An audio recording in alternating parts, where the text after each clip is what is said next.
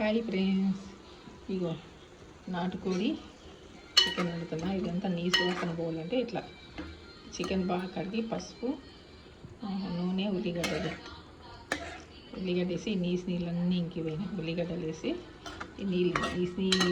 నీళ్ళన్నీ ఇంకిపోయినాక మంచి ఉప్పు కారం దిట్టంగా పట్టేసి సూపర్ అంటే సూపర్ ఉంటుంది చికెన్.